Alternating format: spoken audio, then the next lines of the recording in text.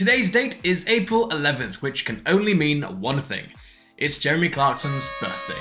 Hence, we decided to deem it the perfect moment to play a little game of Did You Know? The following video lists 5 things you may not know about the famous host of the Grand Tour and Clarkson's farm. Enjoy! Did you know Clarkson voiced a character on Pixar's Cars?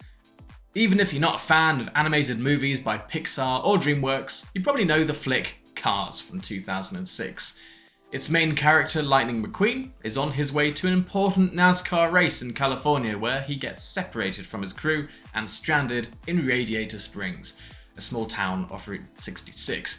However, you may not have noticed that Jeremy Clarkson himself did in fact voice the minor character Harv, Lightning McQueen's agent. Actually, you might not have even noticed Clarkson's voice because in the US version of the movie, Harv is spoken by Jeremy Piven. Only the European version had Clarkson as an actor, and even then, some lines had changed a little. Did you know Clarkson began his career at the BBC at the early age of 12? When Clarkson got sacked by the BBC in 2015, it seemed like an era had ended. In fact, the era was a lot longer than any of us really knew. Clarkson got a role as the character Atkinson in the BBC's radio adaptation of the Jennings novels. He was 12 years old. The role didn't last long though, with Richard Hammond admitting to LBC Radio that he thought he would have done something stupid, obviously. The real reason why he left so soon was, in fact, very simple. His voice broke.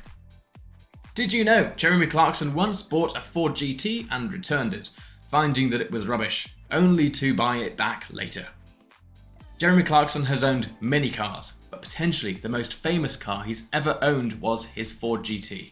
The story behind this car is quite hilarious. After Clarkson had finally got the GT after a year-long waiting time, he realised that it was in fact, and I quote, the most unreliable car ever made, much to the amusement of Hammond and May. He returned it to Ford after a number of issues, including a failed immobiliser, a wonky anti-theft tracking device, and, well, he was simply too tall. But shortly after, he bought it back because owning a Ford GT was a lifelong dream for the presenter after he missed out on driving the original GT40. He eventually got rid and drove it very little in total. Shame. Did you know Jeremy Clarkson had in fact presented his own comedy talk show on the BBC?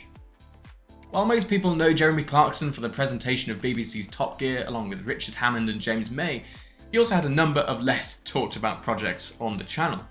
From November 1998 to December 2000, he had his own comedy talk show called Clarkson.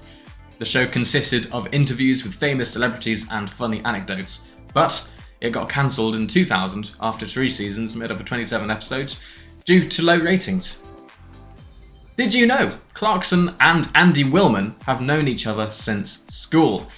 Jeremy Clarkson spends his life in front of the camera, but Andy Willman is the man behind it.